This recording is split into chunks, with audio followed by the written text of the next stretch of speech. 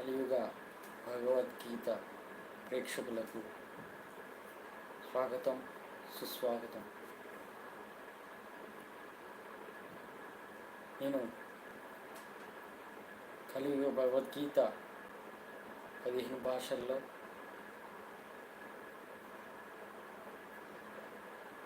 అందరికీ మాతృభాషలో అందేటట్టు 15 భాషల్లో అనువదిస్తున్నాను భగవద్గీతను. ఆ అవకాశం ఇచ్చిన ఆ ఏడుకొండల వెంకన్న స్వామికి నేను ఎంతో రుణపడి ఉన్నాను. నాకు ఈ జన్మకు ఈ అవకాశం ఇచ్చాడు కాబట్టి. అలాగే కలియుగ అన్నమయ్య ఛానల్ని కూడా ఆదరిస్తారని, ఈ 18 అధ్యాయాలు అయిపోయే వరకు తెలుగు షార్ట్ వీడియోస్ ఇకపై కలియుగ అన్నమయ్య ఛానల్లో చూడగలరు.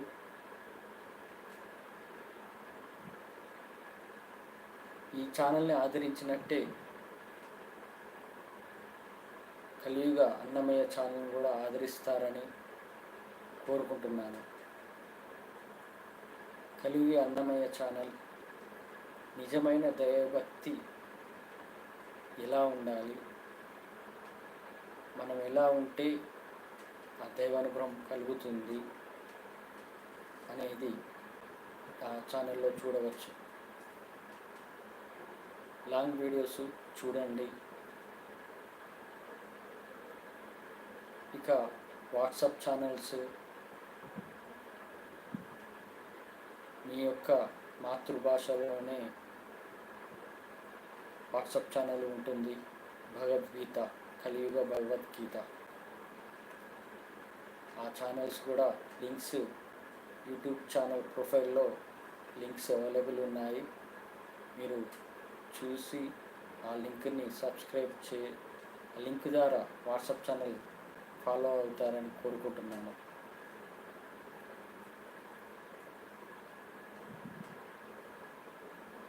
కలియుగ భగవద్గీత ప్రేక్షకులకు స్వాగతం, సుస్వాగతం.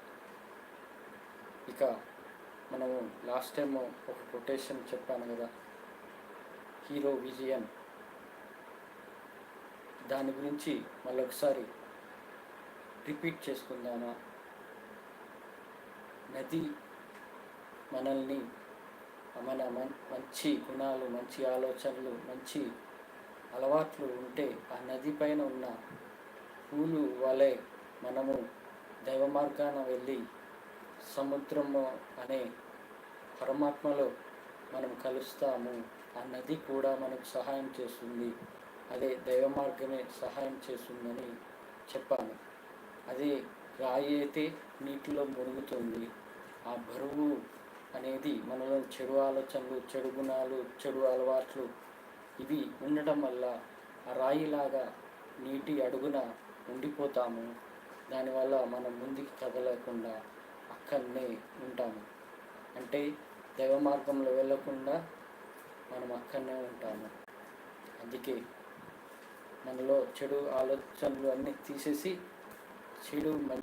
మంచి ఆలోచనలతో ఆ పూల వలె, ఆ నదిపై పూల వలె మనము దైవ మార్గంలో వెళ్ళి ఆ సముద్రము లాంటి పరమాత్మలో ఐక్యమవుదాము అని చెప్పాను లాస్ట్ వీక్లో. మరి ఈసారి ఒక కొటేషన్ చెబుతున్నాను. ఏంటంటే, నేను ఇక నుంచి ప్రతి వారం ఒక కొటేషన్ తీసుకుంటాను, అది మీకు చెబుతాను. ఇప్పుడు మనకు మనం చూస్తుంటాం బయట చిన్న చిన్న యాక్సిడెంట్లు, కాలో చెయ్యో విరగడము, లేకపోతే దెబ్బ తాకి పుండు కావడము, ఇంకేదైనా రకంగా శరీరానికి గాయం కలిగితే మనము ఆ గాయం మానడానికి మనము ఎంతో ఆ దెబ్బపైనే మనము ఆలోచన చేస్తూ ఉంటాము. దానికోసం మెడిసిన్స్ వాడతాము. అలాగే నియమాలు ఏంటి? తిండి, మనం తినే వాటి మీద ఒక నియమం ఉంటుంది. ఏంటంటే ఎక్కడ తింటే చీము వస్తుందో, సెప్టిక్ అవుతుందో అనే భయంతో ఆ పప్పు లాంటి చీము తెచ్చే అలాంటి ఆహారం మనము మానేస్తాము. అంటే మన ఒంటిపై ఉన్న దెబ్బకు అంత కేర్ తీసుకుంటున్నామే, అంటే మన శరీరానికి అంత కేర్ తీసుకుంటున్నామే. మరి అలాంటి శరీరంపై మమకారం పెట్టుకొని ఉంటున్నాము కదా. మరి ఆ దైవం అనుగ్రహం పొందడానికి మనం ఎంత నియమాలు పాటించాలి, ఎంత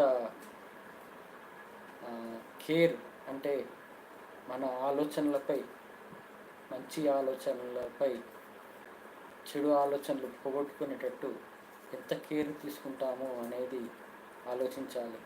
ఎంత కేర్ తీసుకుంటే మనము ఆ దైవానుగ్రహానికి దగ్గర అవుతాం అనేది ఆలోచించాలి.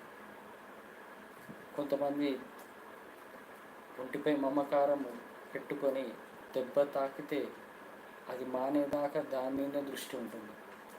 అలాంటప్పుడు దైవ మార్గంలో రావడానికి చాలా కష్టమే అవుతుంది. అలా శ్రీకృష్ణ పరమాత్మే చెప్పాడు భగవద్గీతలో, శరీరం అశాశ్వతం, నీ యొక్క ఆత్మని శాశ్వతం అని శ్రీకృష్ణ పరమాత్మ చెప్పాడు. అలాంటి శరీరంపై మమకారం పెట్టుకొని మనము ఆ శరీరాన్ని మనము తెగ దానిపై ఆలోచన చేస్తే ఇక దైవనామస్మరణ ఎప్పుడు అవుతుంది, ఎప్పుడు ఆ దైవ మార్గంలోకి వెళ్తాము. అందుకే శరీరం అనేది అశాశ్వతం, దానిపై మమకారం పెట్టుకోవద్దు. ఇక మనము కొంతమంది అందాన్ని చూసి మురిసిపోతారు. అందం అనేది ఆ దేవుడిచ్చిన వరం. కానీ ఆ దేవుడిచ్చిన వరానికి, అందంకి నువ్వు కృతజ్ఞతగా ఆ దేవునికి నువ్వేమి చేస్తున్నావు? అందం అనేది, నేను ఒకటే చెప్తాను, అందం అనేది అది మన మనస్సుకు ఒక సంతృప్తి, అంటే మన మనస్సును ఆనందమయంగా ఉండేటట్టు చేస్తుంది.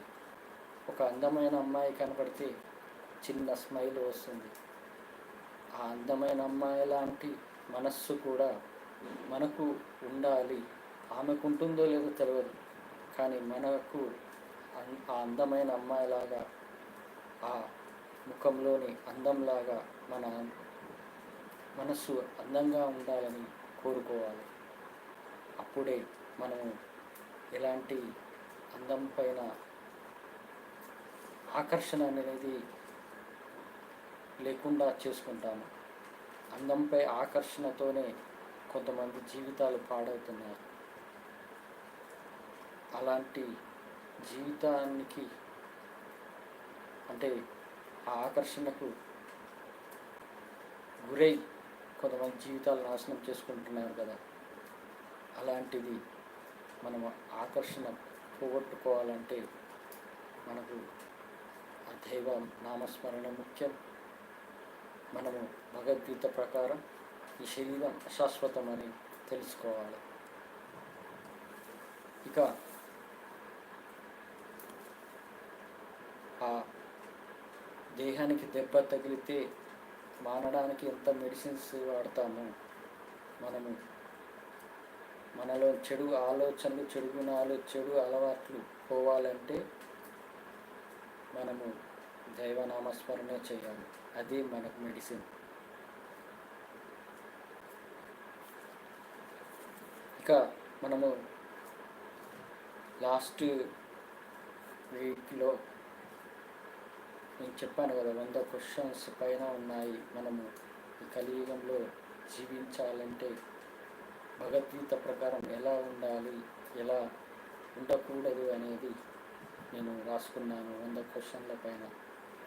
ఆ క్వశ్చన్స్లో మనము ఇంతకుముందు యజమాని ఒక ఉద్యోగిని ఎలా చూడాలి, ఆ ఉద్యోగి కూడా ఎలా ఉండాలి, ధైర్యంగా దైవంపై నమ్మకంతో ఉండాలనేది లాస్ట్ వీక్ లైవ్లో చెప్పాను. ఇప్పుడు ఈ కలియుగంలో జీవితం ఎలా ఉంచుకోవాలి భగవద్గీత ప్రకారం. ఇప్పుడు ప్రపంచమంతా ప్రజలు డబ్బు అనేది ముఖ్యమని భావిస్తూ జీవిస్తున్నారు. కానీ నేనంటున్నాను, దైవమే ముఖ్యం, డబ్బు కన్నా దైవమే ముఖ్యమని నేను అంటున్నాను. ఎందుకంటే మన మానవ జన్మ రహస్యం తెలుసుకుంటే, అది తెలిసినాక ఆ డబ్బు పైన ఆశ పోతుంది. మనం ఈ కలియుగంలో మానవ జన్మ పుట్టిన కారణమే పాపాలను హరించుకోవడానికి, పుణ్యం చేసుకొని మళ్ళా పునర్జన్మ లేకుండా ఆ దైవంలో ఐక్యం అవ్వడానికి ఈ చివరి అవకాశం ఇస్తున్నాడు దేవుడు మనకు. ఇది తెలుసుకోక శ్రీకృష్ణ పరమాత్మ చెప్పాడు ఏమని, నా మాయలో పడి వీళ్ళు నన్ను తెలుసుకోలేరు అని. యోగమాయ అంటే మనస్సు, బుద్ధి, అహంకారం, ఈ వీటిలో పడి మనస్సుని సరిగా ఉంచుకోకుండా, బుద్ధిని సరిగా ఉంచుకోకుండా అహంకారంలో పడి, ఆ యోగ మాయలో పడి నన్ను పూర్తిగా అర్థం చేసుకోలేరు అని. మరి ఆ యోగమాయ నుంచి బయటపడాలంటే మనకు భగవద్గీత ప్రకారం మనము నియమాలు పాటించాలి. అప్పుడే మనము ఆ యోగమాయ నుంచి బయటపడతాము.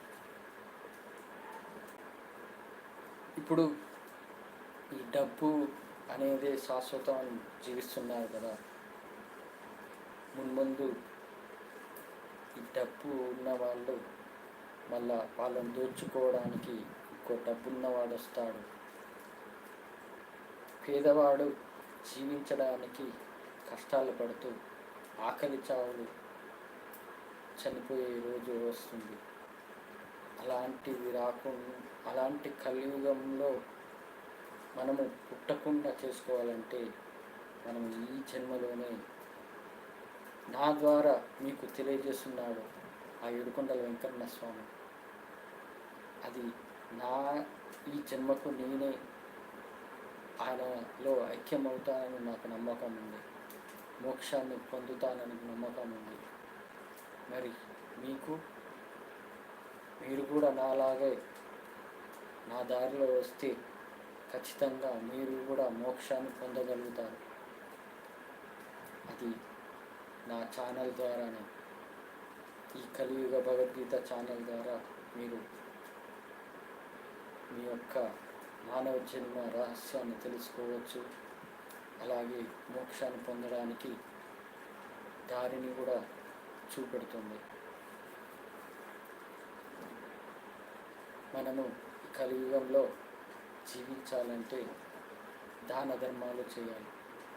నువ్వు కష్టపడిన దాంట్లో కొంత ఆకలి అయిన వాళ్ళకు అన్నం పెట్టు, అలాగే బట్టలు లేని వారికి బట్టలు కొని, అలాగే చదువుకునే ఆశ ఉన్న వాళ్ళకు చదువు చెప్పి, అంటే వాళ్ళకి డబ్బు సహాయము, పుస్తకాల సహాయము చెయ్యి.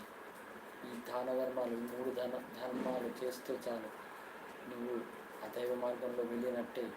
ఆ దేవుడు నీకు అనుగ్రహం కలిగినట్టే అని నేను అంటున్నాను.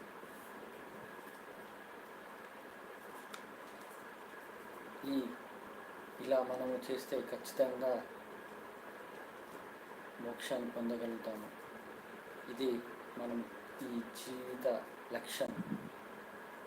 అందరూ ఆస్తులు, డబ్బు సంపాదించడమే జీవిత లక్ష్యం, తరతరాలు కూడబెట్టుకొని ఉండడమే లక్ష్యం అని అనుకుంటారు.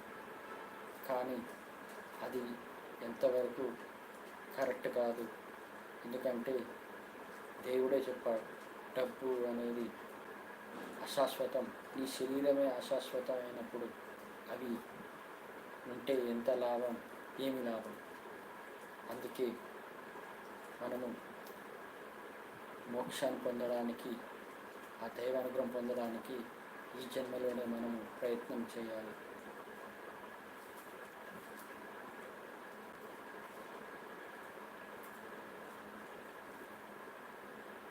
నేనైతే ఒకటే చెప్తాను, శ్రీకృష్ణ పరమాత్మ అర్జునునికి ఒకటే చెప్పాడు, నువ్వు మమకారాలన్నీ తొలగించు. నీ బంధువులైనా, నీ ఎవరైనా, నీ ఫ్రెండ్స్ అయినా, నీ స్నేహితులైనా, ఎవరిపైన మమకారం అనేది లేకుండా నీవు నీ కర్మను కొనసాగించు, యుద్ధము చెయ్యి. నీ ప్రజల కోసం, నీ రాజ్య ప్రజల కోసం ఆ రాక్షసులు లాంటి కౌరవులను చంపేసి నీ యొక్క యుద్ధాన్ని చెయ్యి. అప్పుడే నీకు మోక్షాన్ని కలిగిస్తాను అని చెప్పాడు. మనము ఈ కలియుగంలో చేయాల్సింది ఏంటంటే, మనము కష్టపడి మన భార్య పిల్లల్ని 3 పూటలు అన్నం పెట్టితే చాలు. అలాగే సమాజ సేవ చేయాలి. సమాజంలో ఎక్కడ ఈ దాన ధర్మాలు చేస్తూ ఎక్కడ అధర్మం ఉన్నా మనము ఎదుర్కోవాలి. అప్పుడే ఆ దేవునికి మనము దగ్గరవుతాము. ఆ దేవుడు కోరుకునేది కూడా ఇదే. తన స్వార్థం కోసం బతకద్దు, నిస్వార్థంగా సమాజం కోసం సేవ చేసే వాళ్ళే దేవునికి ఇష్టమని ఆ దేవుడు చెప్పాడు. ఎగ్జాంపుల్, మన బార్డర్లో మన కోసం కాపలా కాస్తున్న యుద్ధ సైనికులు, జవానులు, వాళ్ళు అసలైన దైవ అనుగ్రహం పొందిన వాళ్ళు. అప్పట్లో ద్వాపర యుగంలో సైనికులుగా ఉండేవాళ్ళు. ఎవరికి? పాండవులకు సపోర్టుగా. ఆ సైనికులే ఇప్పుడు యుద్ధ సైనికులే పుట్టి మనకు ఆ దేశ రక్షణ కోసం, మన రక్షణ కోసం వాళ్ళు కాపలా కాస్తున్నారు, మనల్ని రక్షిస్తున్నారు. అలాంటి వాళ్ళు చనిపోతే వాళ్ళు స్వర్గస్థులే అవుతారు. అది జీవిత ధర్మం.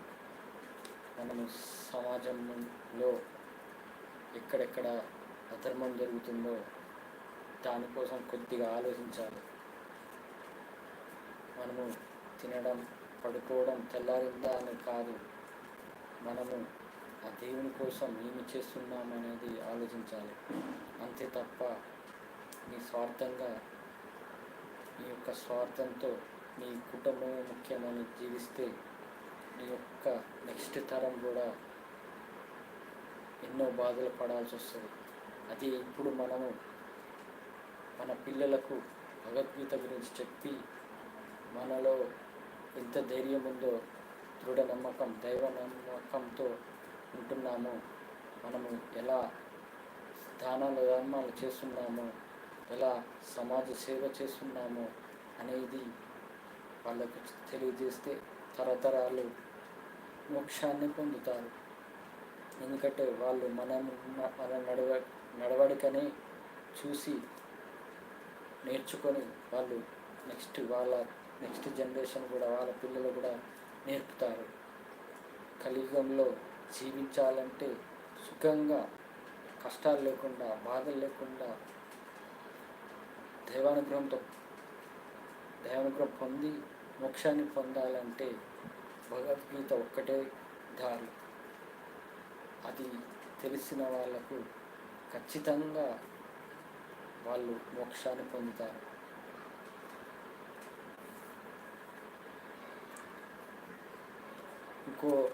Next question. నా దైవం నాకు ఇచ్చిన ధైర్యం, నమ్మకం నా జీవితంలో. ఇప్పుడు మీకు చూస్తున్నవారు ఆడియన్స్ అందరూ వాళ్ళకు కూడా ఫ్యామిలీ ఉంది, తల్లిదండ్రులు ఉన్నారు, అలాగే పెళ్ళి అయిన వాళ్ళకు భార్య పిల్లలు కూడా ఉన్నారు. నాకు తల్లిదండ్రులు ప్రస్తుతం లేకపోయినా నాకు భార్య పిల్లలు ఉన్నారు. కానీ నాలో ఇప్పుడు వాళ్ళ లైఫ్ సెటిల్, నా పిల్లల లైఫ్ సెటిల్ చేయాలంటే ఎంతో ఆలోచిస్తాను. ఏమని? డబ్బు సంపాదించాలని, డబ్బులు కూడబెట్టి వాళ్ళ లైఫ్ సెటిల్ కోసం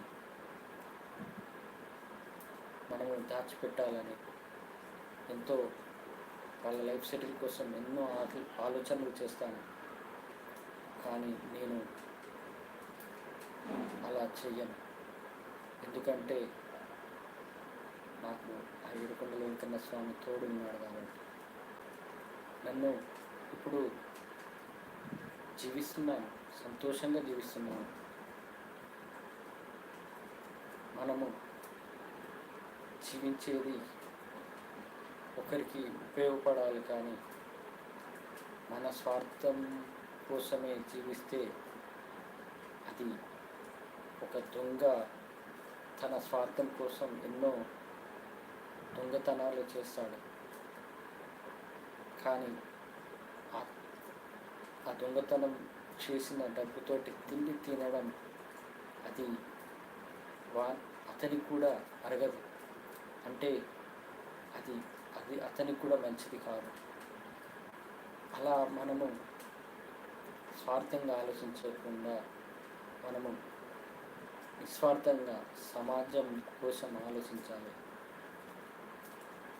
ఇప్పుడు నేను నా పిల్లలు ఏమవుతారా అని నేను ఆలోచించట్లేదు. ఎందుకంటే నా పిల్లలకు కష్టం ఏంటో అనేది తెలుసు. నేను పడ్డ కష్టాలు వాళ్ళకు కూడా తెలుసు. వాళ్ళకు ధైర్యము ఉంది. ఎలాగంటే మా అమ్మ నాన్న ఎంత కష్టపడ్డారో నాకు తెలుసు.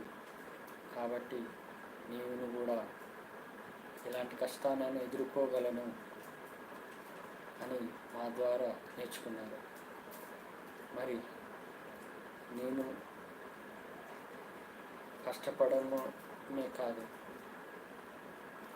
దాన్ని ఎదుర్కొని బయటపడాలంటే మనము జీవితాన్ని సవాలుగా తీసుకోవాలి. ఈ కష్టానికి భయపడి మనము మానసికంగా కృంగిపోయి దానివల్ల ఆత్మహత్య అనే ఆలోచన రావద్దు. మనకు కావాల్సింది ధైర్యం. ఆ ధైర్యం ఎక్కడి నుంచి వస్తుందంటే ఒక భగవద్గీత నుంచే వస్తుంది. భగవద్గీతలో శ్రీకృష్ణ పరమాత్మ చెప్పాడు ఏమంటే, నువ్వు నాపైన నమ్మకం ఉంచు, నన్ను నమ్ముకుంటే నువ్వు ఏ పనైనా చేయగలుగుతావు, ఏ పనైనా నా మీద భారం వేసి, అంటే ఫలితం ఆశించకుండా, నువ్వు చేసే పనికి ఫలితం ఆశించకుండా నీ పని నువ్వు చేసుకుంటూ ఆ ఫలితాన్ని నాకు వదిలి నేను చూసుకుంటాను అని ధైర్యం చెప్పాడు భగవద్గీతలో. అలా ధైర్యంగా ఉంటున్నాను. నమ్మకం ఏంటో తెలుసా? నా భార్య పిల్లల్ని రేపు నాకేమన్నా అయితే నా భార్య పిల్లలు ఏమవుతారని బాధపడతారు చాలామంది ఫ్యామిలీ ఉన్నవాళ్ళు. కానీ నేను ఆ ఏడుకొండల వెంకన్న స్వామిని నమ్ముకున్నాను కాబట్టి నా భార్య పిల్లలకు ఆయన తోడు ఉంటాడు. వాళ్ళను కూడా నాలాగా ధైర్యంగా, నమ్మకంగా ఉండేటట్టు వాళ్ళకు ధైర్యాన్ని ఇస్తాడు.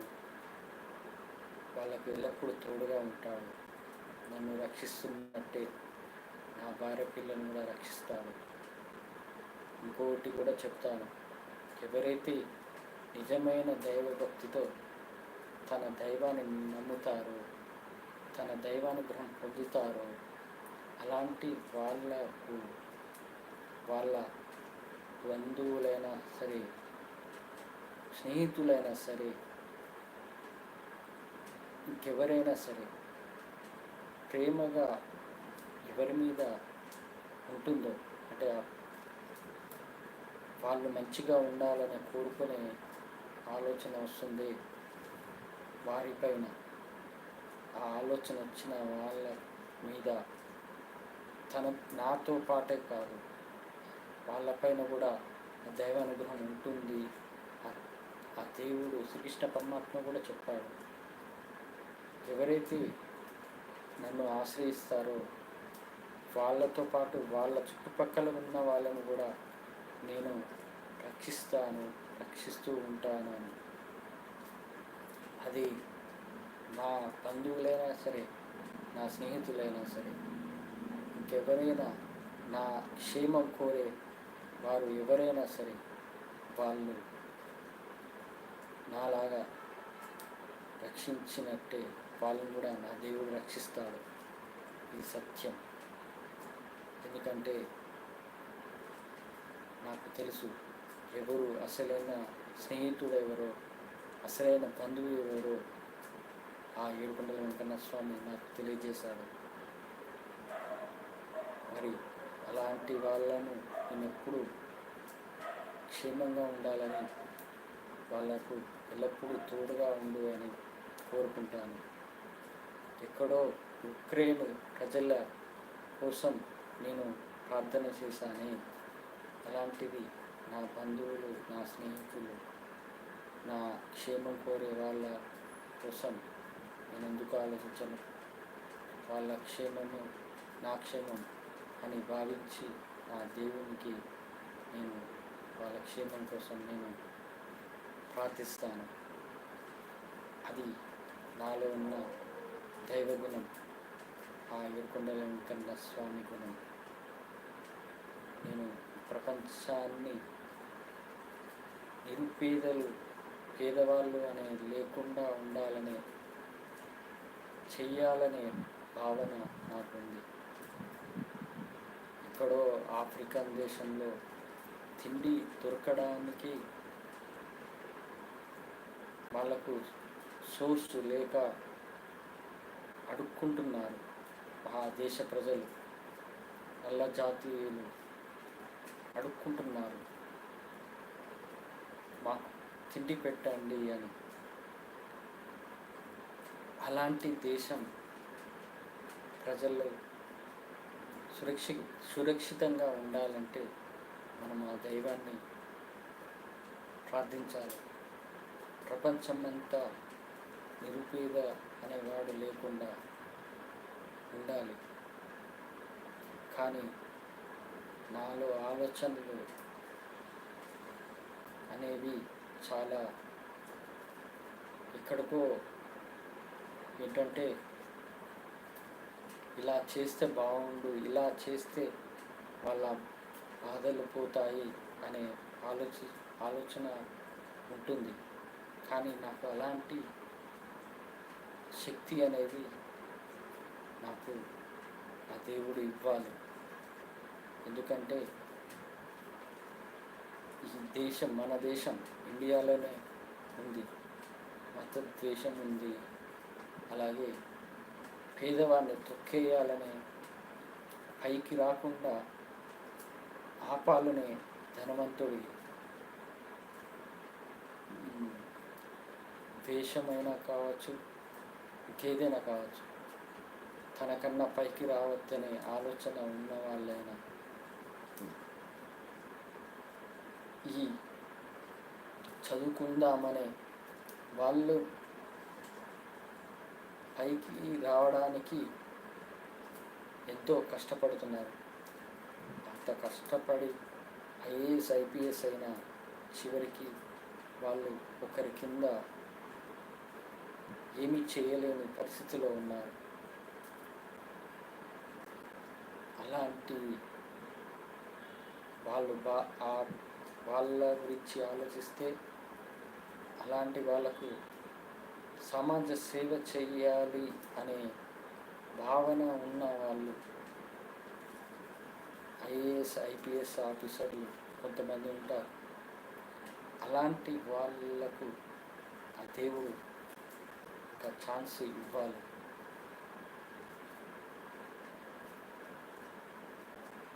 మన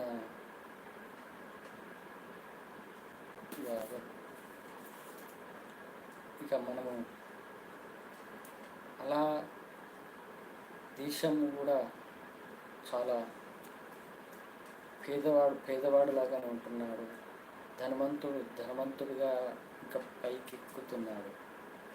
కానీ దేశ ప్రజల గురించి ఆలోచించే వాళ్ళు ఎవ్వరు లేరు. తన స్వార్థమే, తన కుటుంబమే అనే ఆలోచనతో జీవిస్తున్నారు ప్రజలు. ఈ ప్రజలకు చైతన్యం ఆ దేవుడు ఏదో ఒక రోజు తీసుకొని వచ్చేటట్టు చేస్తాడు. నాకు ఆధ్యాత్మిక కోరిక తీర్చాడు ఆ ఏడుకొండల వెంకన్న స్వామి. తిరుమల గర్భగుడిలో సాష్టాంగ నమస్కారంతో నాకు ఒకటి ఆలోచన వచ్చింది. ఆధ్యాత్మిక కోరిక కోరుకుంటే నీలో ఎలాంటి నిస్వార్థం లేకుండా స్వచ్ఛమైన మనస్సుతో అంతఃకరణ శుద్ధితో ఉంటే నీ యొక్క ఆధ్యాత్మిక కోరిక ఖచ్చితంగా తీరుతుంది. నేను కోరుకున్నాను ఇంకో ఆధ్యాత్మిక కోరిక, అది త్వరలోనే ఆ ఏడుకొండల వెంకన్న స్వామి నెరవేరుస్తాడని ఆ నమ్మకం ఉంది. దాని ద్వారా ఈ ప్రపంచానికి ఒక మెసేజ్ ఇచ్చే రోజు కూడా వస్తుంది. అది నా ఏడుకొండల వెంకన్న స్వామిపై ఉన్న నమ్మకం. త్వరలోనే మీరు తెలుసుకుంటారు. ఆ ఏడుకొండల వెంకన్న స్వామి పవర్ ఏంటో తెలియజేసే రోజు వస్తుంది.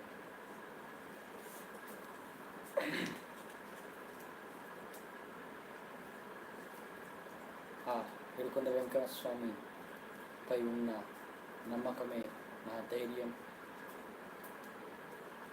నాలో గట్టి సంకల్పం ఉంది. అది ఏంటంటే ఎంతటి వారినైనా ఎదిరించే ధైర్యాన్ని నాకు ఇచ్చాడు. అలాంటి ఆ ధైర్యం ఇచ్చిన ఆ దేవునికి కోసం నేను ఏమైనా చేయగలుగుతాను. అది ఆ దేవుడు నిరూపించే టైం వస్తుంది. ఇక నెక్స్ట్ క్వశ్చన్, దేవుడు ఉన్నాడు. కొంతమంది అజ్ఞానులు ఏమంటారంటే దేవుడు లేడు అని. నేను ఒకటి ఎగ్జాంపుల్ చెప్తాను. వాళ్ళు పుట్టడము ఆకాశం నుంచి ఊడిపడి కింద పడలేదు కదా, ఒక అమ్మకు పుట్టిన వాళ్ళే కదా. ఆ అమ్మ ఎక్కడి నుంచి వచ్చింది? ఆ అమ్మను ఎవరు సృష్టించారు? ఆ అమ్మను సృష్టించింది కూడా ఆ దేవుడే కదా. మరి ఆ అమ్మ కడుపున పుట్టి ఆ అమ్మ పాలే తాగి మళ్ళా నీవు పుట్టడానికి కారణమైన ఆ అమ్మ సృష్టి కారణం ఆ దేవుడే కదా. అలాంటి అమ్మ పాలు తాగిన వాళ్ళు ఆ దేవుడు లేడని ఎలా అంటారు? నేను దేవుడు ఉన్నాడని చిన్నప్పటి నుంచి నమ్ముతాను. ఆయన నాకు తోడుగా ఉన్నాడు కాబట్టి, ఆయన నాకు ఎల్లప్పుడూ నాకు పంచభూతాలు అనేవి తోడుగా ఉంటే నిన్ను ఎవ్వరూ ఏమి చేయలేరు. ఒక స్వామీజీ పేరు గుర్తు రావట్లేదు. ఒక స్వామీజీ ఆయన ఏమన్నాడంటే, నిస్వార్థంగా, పవిత్రంగా, సత్యంని నమ్ముకొని జీవించే వారిని ఎవ్వరూ ఏమీ చేయలేరు. ముల్లోకం ఈడి వచ్చిన అతన్ని ఎదిరించలేరు. ఒక్కడైనా ఎదిరించే శక్తి ఉంటుంది అతనికి అని ఆ స్వామీజీ చెప్పాడు. అలాంటి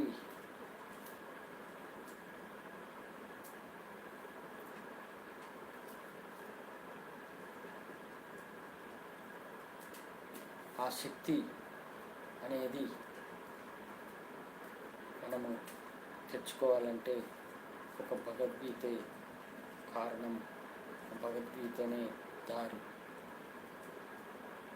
ఆ దైవంపై నమ్మకం ఉంటేనే కదా మనము జీవితంలో ఏ ఒక్క అడుగైనా వేయగలం.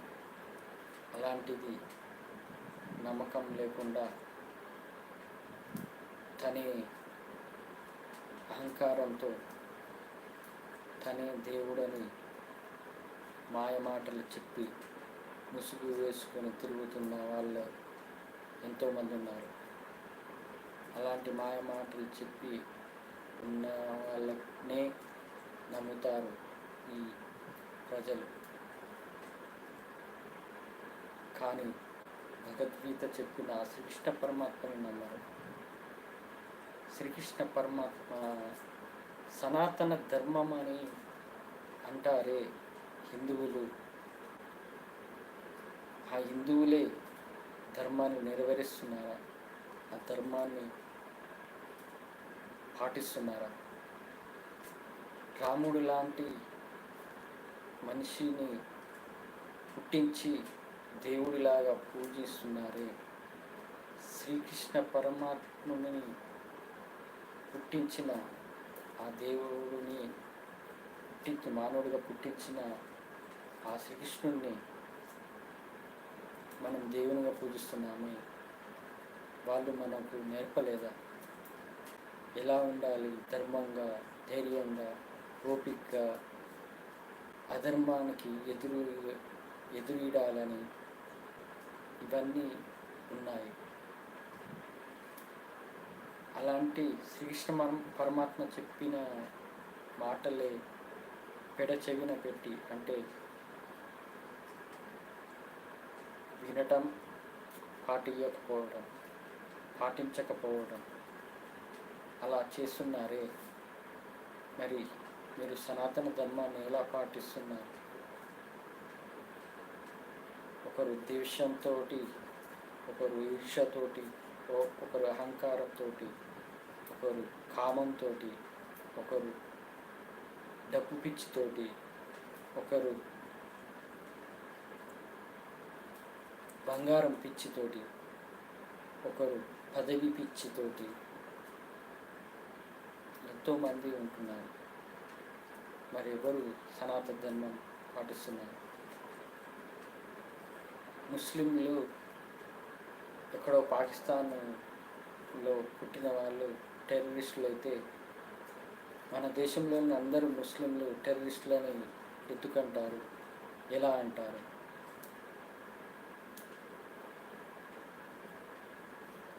అక్కడ పాకిస్తాన్లో టెర్రరిస్ట్ వాడు పుట్టంగానే వాడు టెర్రరిస్ట్ కాదు కదా.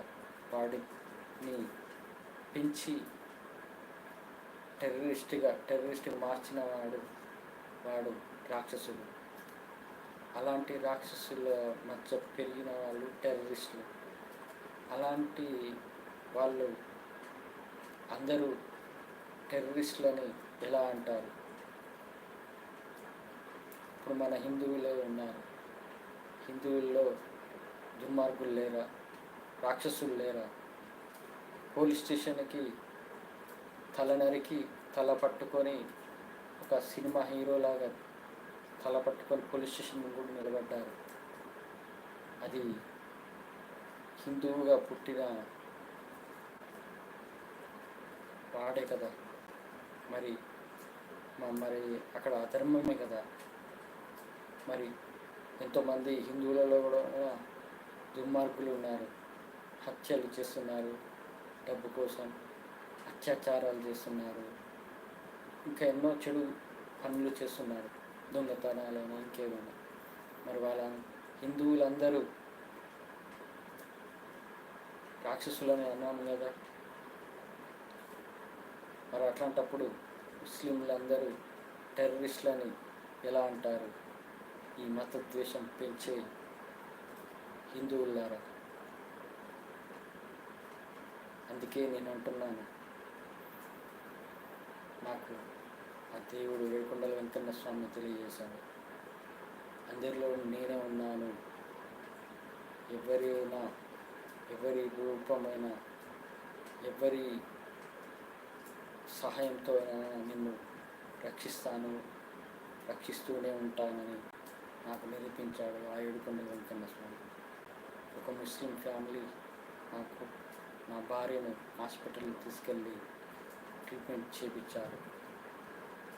ఒక క్రిస్టియన్ నాకు ఉద్యోగం లేకపోతే వెంటనే నెక్స్ట్ డేనే ఉద్యోగం ఇప్పించాడు. అలా ఉంటుంది. ప్రతి మనిషిలో మానవత్వం ఉంటే చాలు. అతను ఏ మతమైన సంబంధం లేదు, ఏ కులమైన సంబంధం లేదు, మానవత్వం ఉంటే చాలు. అలా మనము దేవునిపై నమ్మకం ఉండాలి. దేవుడు ఉన్నాడని నాకు నిరూపించాడు ఆ ఏడుకొండల వెంకన్న స్వామి. ఇప్పటికీ పంచభూతాలు నాకు తోడుగానే ఉన్నాయి. నాకు ఎలాంటి ఆపద రాకుండా, ఎలాంటి చెడుకి దగ్గర కాకుండా అది వాటిని దూరంగా చేస్తాయి. వాటిని నాకు దగ్గర రానియకుండా నన్ను కాపాడతాయి పంచభూతాలు సహకరించే వారికి ఆ నిజమైన దైవభక్తుడవుతాడు. వారి నిజమైన భక్తితో మోక్షాన్ని పొందే అవకాశం దొరుకుతుంది.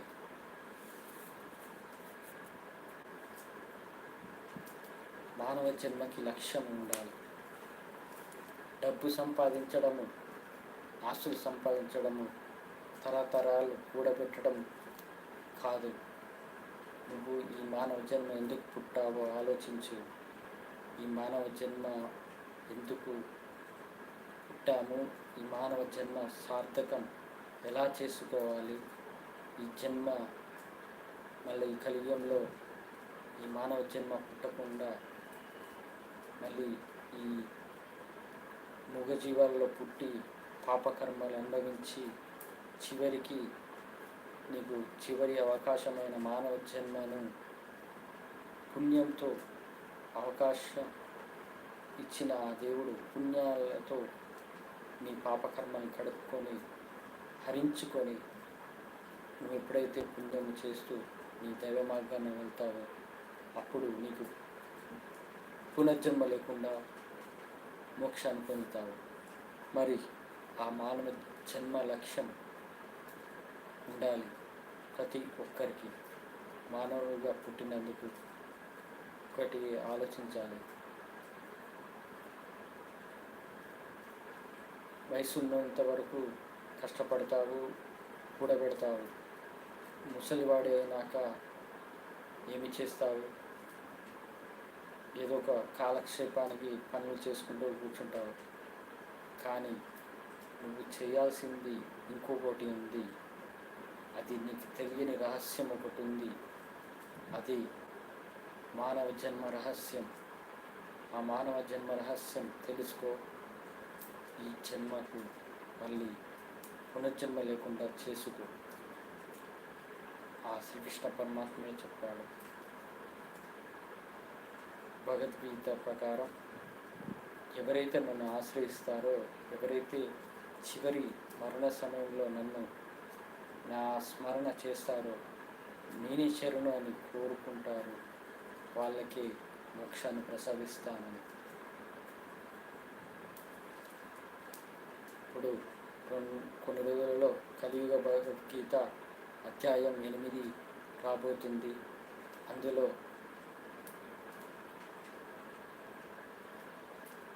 మోక్ష ప్రాప్తి ఏ కాలంలో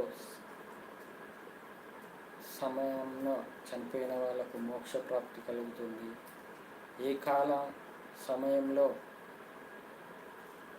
సమయంలో చనిపోతే స్వర్గప్రాప్తి కలుగుతుంది, ఏ కాలంలో చనిపోతే నరక ప్రాప్తి కలుగుతుంది అనేది అధ్యాయం 8లో తెలుసుకుంటారు.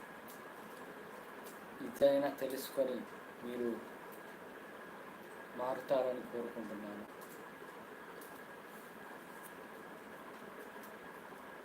కష్టపడి పని చేసేవారికి మనము సహాయం చేసే ఆలోచన. నేను కష్టపడిన రోజులలో ఎంప్లాయీస్ అందరూ, కొలీగ్స్ అయినా ఎవరైనా చాలా చాలా మంచిగా నాకు ఫ్రెండ్గా ఉండేవాళ్ళు. ఏదైనా ఆపద వచ్చినా, ఏదైనా వచ్చినా సహాయపడడానికి వాళ్ళు ఎంతో, వాళ్ళకు స్తోమత తగ్గట్టు వాళ్ళు సహాయం చేసిన వాళ్ళు ఉన్నారు. నాకు ఒకసారి కరోనా సమయంలోనే నా భార్యకు గర్భసంచి తీసేయాలని డాక్టర్లు చెప్తే, ఆపరేషన్ కోసం డబ్బుల కోసం ఇబ్బంది పడితే నా తోటి కొలీగ్స్, నా స్నేహితులు వాళ్ళు నాకు సహాయపడ్డారు. బంధువులు ఉన్నారే, వాళ్ళు మాట వరకు మాట్లాడడమే, కానీ మనస్ఫూర్తిగా కష్టాలు ఉన్నాడు ఆదుకోవాలనే ఆలోచన అయితే రాదు. ఎందుకంటే ఈ బంధువులు ఉన్నారే, వాడు కష్టంలో పడ్డాడనే ఆలోచనతో నవ్వుకునే రకమే తప్ప, సంతోషపడే లోపల సంతోషపడే రకమే తప్ప, ఒకరి కష్టంని అర్థం చేసుకొని అతన్ని ఆ కష్టం నుంచి బయటపడాలనే ఆలోచన ఉండదు. అది స్నేహితులైనా, నీతోటి పనిచేసే ఉద్యోగులైనా వాళ్లకు ఉంటుంది. నాకు అలా సహాయం చేశారు కాబట్టి నేను వాళ్ళకు రుణపడి ఉండాలి. వాళ్ళ కోసం నేను ఏదో ఒక సహాయం చేయాలి అనే భావన నాకు వచ్చింది. నాకు డబ్బు లేకపోయినా, డబ్బు ఇచ్చినప్పుడు నేను నా ఫ్రెండ్ సర్కిల్ అయినా, అలాగే ఎవరు కష్టపడుతున్నారో వాళ్ళ కోసమైనా, మనము కష్టపడుతున్నాము, డబ్బు సంపాదించామని విర్రవీగుతూ అహంకారంతో ఉంటే ఆ దేవునికి కూడా నచ్చదు. నీకంటే కష్టపడేవాడు ఇంకోడు ఉంటాడు. అప్పుడు నేను అనుకున్నాను, నేను కష్టపడడం తక్కువ, నాకన్నా కష్టపడే వాళ్ళు చాలామంది ఉన్నారు. డెలివరీ బాయ్స్ ఎంత కష్టపడతారు, వాననక రాత్రనక పగలనక చలికి ఎండకు ఎంతో తట్టుకొని కష్టపడతారు డెలివరీ బాయ్స్. వాళ్ళ కోసం ఏదో ఒకటి చేయాలి, వాళ్ళ కోసం ఏదైనా సహాయం చేయాలనే భావన నాకుంది. నాకు చిన్న ఆలోచన వచ్చింది. ఏంటంటే, మనకు డబ్బు లేకపోయినా కానీ మనకు ఉన్నంతలో ఒక 1000 రూపాయలు ఉంటే, ఒక 1000 రూపాయలు నీ ఫ్రెండ్ సర్కిల్ అయినా, నీ వాళ్ళ బంధువులు, వాళ్ళు ఇంతకుముందు అన్నానే బంధువులు ఇట్లా ఉంటారు, కానీ వాళ్ళు ఎలా ఉన్నా నీకు సంబంధం లేదు. నువ్వు మంచిగా ఉన్నావా, నువ్వు ఒక మంచి గుణం కలిగిన మనిషిగా ఉన్నావా అని ఆలోచించి సహాయపడు. డబ్బు మిడిల్ క్లాస్ ఫ్యామిలీ వాళ్ళు ఒక 1000 రూపాయలు ఉంటే నీ యొక్క బంధువుకైనా, నీ యొక్క ఫ్రెండ్కైనా, నీ యొక్క తోటి ఉద్యోగికైనా ఒక 1000 రూపాయలు ఇవ్వు కష్టంలో ఉన్నప్పుడు. కానీ ఆ 1000 రూపాయలు ఆయన కట్టే స్తోమత ఉన్నా కానీ అతనికి ఒక భారం, 1000 రూపాయలు కట్టాలి మళ్ళా అనే భారం అనేది లేకుండా చేయాలంటే మనము ఒక సహాయం చేయవచ్చు. ఆ 1000 రూపాయలనే నెలకు 100 రూపాయలు తీసుకునేటట్టు చేసుకొని, తిరిగి ఇచ్చేటట్టు చేసుకొని, ఒక 10 నెలలలో తీరిపోతుంది కదా 1000 రూపాయలు మనకు వచ్చినట్టే. కానీ అతనికి ఒక బరువు అనేది తగ్గించినట్టు అవుతుంది. అదే ఇప్పుడు డబ్బున్నవాడు 1,00,000 రూపాయలు ఉంటే ఒక 10 మందికి 10,000, కష్టంలో ఉన్నవాళ్ళు కష్టాన్ని అర్థం చేసుకొని మళ్ళా నిజాయితీగా ఉన్నవాళ్ళు, వాళ్ళు తిరిగి కట్టగలరు అనే భావన ఉన్న వాళ్ళకి సహాయం చేయాలి. అలా ఒక డబ్బున్నవాడైతే 1,00,000 రూపాయలు ఒక 10 మందికి 10,000 ఇస్తే వాళ్ళ కష్టాల్లో వాళ్ళు ఆదుకున్నట్టు అవుతుంది. వాళ్ళకు వాళ్ళ దేవుడి పైన నమ్మకం కలిగించినట్టు అవుతుంది. తండ్రి, దేవుడా నాకు ఇలా సహాయం చేశావు, ఆయన రూపంలో సహాయం చేశావు అనే భావన తెప్పించినట్టు అవుతుంది. దానివల్ల దైవంపై నమ్మకం పెంచినట్టు అవుతుంది. అలా 10,000 నెలకు 1,000 రూపాయలు చొప్పున 10 నెలల్లో మళ్ళా నువ్వు తిరిగి కలెక్ట్ చేసుకునేటట్టుంటే, ఒకేసారి 10,000 ఇవ్వలేని పరిస్థితిలో ఉన్న వాళ్ళు నెలకు 1,000 రూపాయలు కట్టలేకుండా ఉండరు కదా. అలా తీసుకోవడం వల్ల మనం ఎంతో సహాయం చేసినట్టు అవుతుంది, ఎంతో వాళ్ళకు భారం తగ్గించినట్టు అవుతుంది. ఈ సహాయం చేయాలని నాకు ఎంతో ఉంది. డెలివరీ బాయ్స్ అయినా, బంధువులైనా, ఫ్రెండ్స్ అయినా, నాతోటి కొలీగ్స్ అయినా కష్టపడే వాళ్ళు ఉన్నారు. అలా వాళ్లకు సహాయం చేస్తే నాకు నా కష్టంలో నన్ను ఆదుకున్న వాళ్ళకు నేను సహాయం చేయకపోయినా కానీ వాళ్ళ ద్వారా నేను నేర్చుకున్నాను కాబట్టి ఇంకో వాళ్ళకు సహాయం చేసే భావన రావటం అనేది చాలా ఆ దేవుడు ఇచ్చిన ఆలోచన.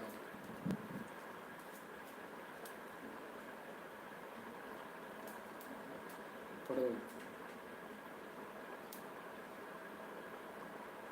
చదువుకోవాలనే ఆలోచన ఉన్నవాళ్ళు ప్రైవేట్ స్కూల్లో చదవలేక గవర్నమెంట్ స్కూల్ పోదామంటే ఎక్కడో దూరంగా ఉంటుంది. ప్రైవేట్ స్కూల్ లాగా వీధిన ఉండవు కదా గవర్నమెంట్ స్కూల్ ఎక్కడో ఉంటుంది.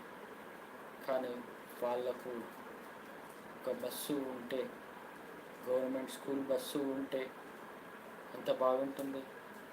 వాళ్ళు నన్ను తీసుకెళ్ళడానికి ఒక బస్సు ఉంది, నన్ను దింపడానికి బస్సు ఉంది అనే ధైర్యంతో వాళ్ళు చదువుకోవడానికి ఇంట్రెస్ట్గా వెళ్తారు. వాళ్ళు గవర్నమెంట్ స్కూల్లో చదువుకున్న వాళ్ళకెంతో జీవితంలో పైకి రావాలని ఆశ ఉంటుంది. అందుకే గవర్నమెంట్ స్కూల్ పిల్లలైనా వాళ్ళను చదువుకోవడానికి ఒక సహాయం చేయాలి. ఒక గవర్నమెంట్ స్కూల్కి బస్సు ఉంటే అక్కడ స్ట్రెంగ్త్ పెరుగుతుంది, వాళ్ళకు ఇంట్రెస్ట్ కూడా వస్తుంది.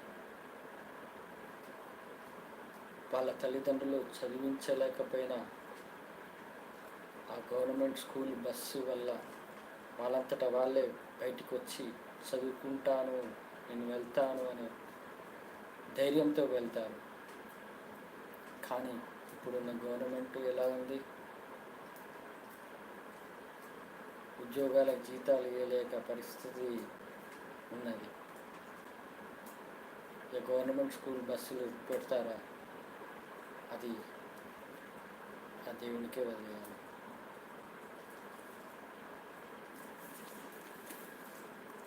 అది సహాయం చెయ్యండి. ఈ బంధువు అయినా, ఎదుటి వాళ్ళు ఎలాంటి వాళ్ళైనా ఒకటి చెప్తాం, ఆ విషయంలో అయినా అమృతాన్ని సేవించాలి అని. ఎదుటివాడు చెడు గుణాలు కలిగి ఉన్న వాడిలో ఏదో ఒక మంచి గుణం ఉంటుంది.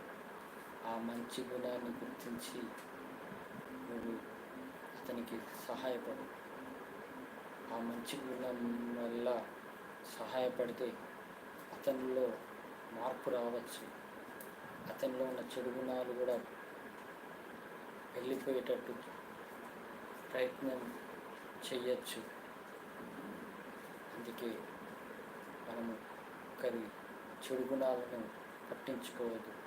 మంచిగా అతనిలో ఉన్న మంచి గుణాన్ని ఒక్కటి ఉన్నా చాలు, అప్పుడు అతనికి మనం సహాయం చేయొచ్చు. ఇక చెడు గుణాలు నమ్మకం లేని వ్యక్తి అయినా, అలాగే నీతి నిజాయితీ లేని మనుషులైన వాళ్ళను దూరంగా ఉంచడమే మంచిది.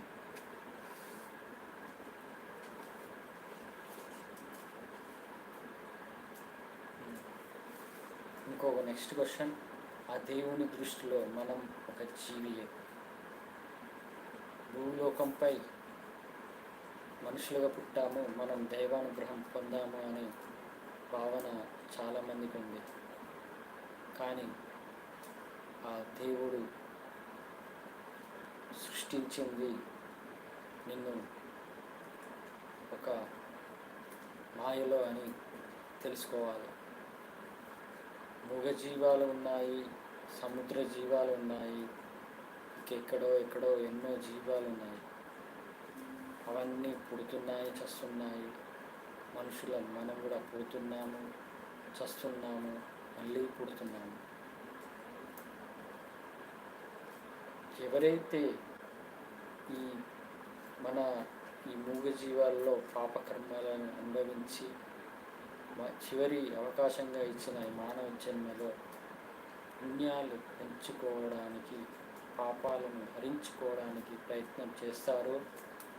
అలాగే దైవంపై నమ్మకంతో, దైవమే నాకు దిక్కు, నువ్వే నాకు శరణు అని భావిస్తూ అని ఆలోచనతో ఉంటారో వాళ్ళకి దైవానుగ్రహం. అందరూ గుడులకు వెళ్తారు, పూజలు చేస్తారు, కొబ్బరికాయలు కొడతారు, స్పెషల్ పూజలు చేసుకుంటారు. కానీ భగవద్గీత నియమాలు పాటించకుండా నీలోని కోపం, ఆవేశం, అహంకారం, ఈర్ష, ద్వేషాలు తీయకుండా నువ్వు ఎన్ని పూజలు చేసినా, ఎన్ని గుళ్ళు తిరిగినా నీకు మోక్షం కలగదు. భగవద్గీత చదవాలి, భగవద్గీత యొక్క అర్థం తెలుసుకోవాలి, భగవద్గీతని నీ జీవితంగా మార్చుకొని నువ్వు ఎందుకు పుట్టావో తెలుసుకొని నువ్వు ఆ జీవన సార్థకం, నీ యొక్క మానవ జన్మ సార్థకం చేసుకోవడానికి ఎప్పుడు ప్రయత్నిస్తావో అప్పుడే దైవానుగ్రహం నీకు కలుగుతుంది. ఇప్పుడు నాకు అలాగే కలిగింది. ఆత్మహత్య చేసుకోవడానికి వెళ్ళినప్పుడు ఏడుకొండల వెంకన్న స్వామి నాకు ఆలోచన తెప్పించి నన్ను ఆత్మహత్య చేసుకోకుండా చేశాడు. కష్టాల్లో నాకు నేర్పించాడు, ధైర్యం చెప్పాడు. భగవద్గీత ప్రకారం నా జీవితాన్ని నాకు నేర్పించాడు. ఆ భగవద్గీతనే నన్ను ఆత్మజ్ఞానం తెలుసుకునేటట్టు చేసింది. ఆత్మదర్శనం ద్వారా, తిరుమల గర్భగుడిలో ఆత్మదర్శనం ద్వారా ఆత్మజ్ఞానాన్ని తెలుసుకోగలిగాను. ఆ ఏడుకొండల వెంకన్న స్వామి శరణం అని జీవిస్తూ నేను సంతోషంగా ఉంటున్నాను. ఈ భగవద్గీత నియమాలు పాటించకుండా ఎవరు ఎన్ని పూజలు చేసినా, ఎంత యాగాలు చేసినా, ఎన్ని పుణ్యక్షేత్రాలు తిరిగినా నీలోని ఈ చెడు గుణాలు అంటే ఆత్మశుద్ధిగా లేనంత వరకు నువ్వు ఎన్ని పూజలు చెయ్యి, ఎన్ని గుళ్ళు తిరుగు, నీ ఆత్మశుద్ధి నువ్వు ఎప్పుడైతే డబ్బు, ఈ ఆస్తులు, ఈ జన్మ, ఈ శరీరం అశాశ్వతం అని ఎప్పుడు తెలుసుకొని నీ యొక్క దైవాన్ని నమ్ముతూ దైవంపై నమ్మకంతో జీవిస్తావో అప్పుడే నీకు ఆ దైవానుగ్రహం గురించి తెలుస్తుంది. దేవుడు నీకు తోడున్నాడని తెలుస్తుంది. దేవుడు నీతో చేయించే పనులైనా, నీకు కలిగే ప్రమాదాలైనా, నీకు జరిగే ఆపదలైనా, నీ యొక్క బాధలైనా ఇవన్నీ దూరంగా ఉండేటట్టు చేసే ప్రయత్నం అవి నీకు తెలుస్తాయి. అప్పుడు తెలుస్తుంది, ఆహా నువ్వు నాకు తోడుగా ఉన్నావని భావన వస్తుంది. అప్పటి వరకు ఆ మూగజీవాలు ఎలా జీవిస్తున్నాయో అప్పటి వరకు ఆత్మజ్ఞానం తెలుసుకునేంత వరకు మానవ జన్మగా పుట్టిన మనిషి అయినా ఆ మూగజీవితో సమానం. నేను ఒకటి చెప్తాను. మా ఇంట్లో కుక్క పిల్ల ఉంది. బయట వీధిలో కుక్క పిల్లలు ఉన్నాయి. అవి సంపాదించుకుంటాయి, తింటాయి, పిల్లలకు పెడతాయి. అలాగే నా ఇంట్లో కుక్క అది సంపాదించుకోకపోయినా మేము పెడుతున్నాము తిండి. కానీ నా ఇంట్లో కుక్క ఎంతో కష్టపడకుండా, ఎలాంటి బాధ లేకుండా సంతోషంగా 3 పూటలు అన్నం తింటుంది, సంతోషంగా ఉంటుంది. కానీ మూగజీవాలు ఎంతో బయట సంపాదించుకోవడానికి, తిండికి ఎంతో కష్టపడతాయి, బాధపడతాయి, ఎంతో పాపక్రమాలను అనుభవిస్తాయి. కానీ దానికి వాటికి నా మూగజీవికి తేడా ఏంటి అనేది ఆలోచించాను. అవి పూర్వజన్మ పాపాల వల్ల ఆ రోడ్డు మీద అలా జీవిస్తున్నాయి. పూర్వజన్మ పాపాన్ని తొలగించుకొని చివరి జన్మ అయిన మూగజీవుల చివరి జన్మ అయిన శునకం కుక్కగా ఏదింట్లో పెంపుడు జంతువుగా ఏ జీవి అయినా ఉంటుందో, మనుషుల మధ్య తిరుగుతుందో దానికి వచ్చే జన్మ మానవ జన్మే.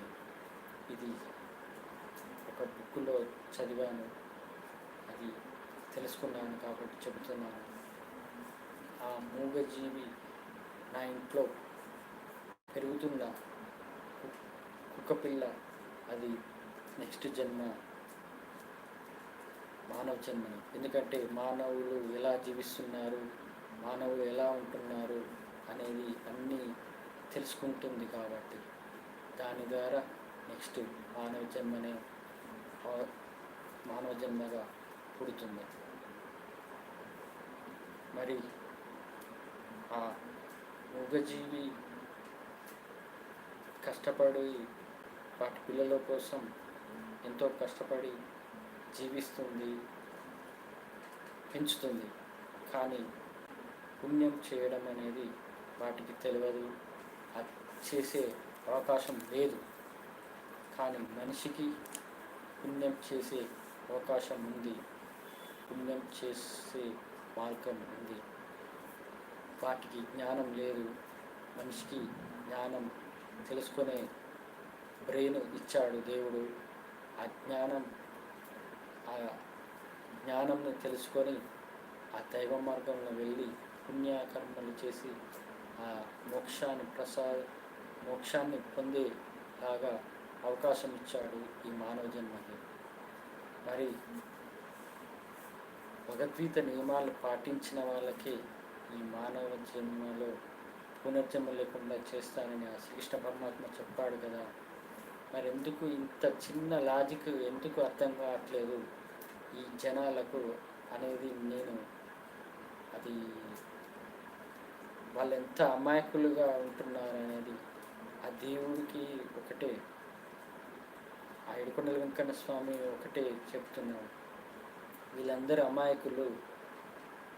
వీళ్ళు ఎప్పుడైతే నన్ను ఆశ్రయిస్తారో, నన్ను శరణు కోరుతారో వాళ్ళకు ఈ పాపాల నుంచి బయటపడి వాళ్ళకు మోక్షాన్ని ప్రసాదిస్తానని ఆ ఏడుకొండల వెంకన్న స్వామి ఆ అలివేలు మంగమ్మ అమ్మవారితో చెప్పాడు.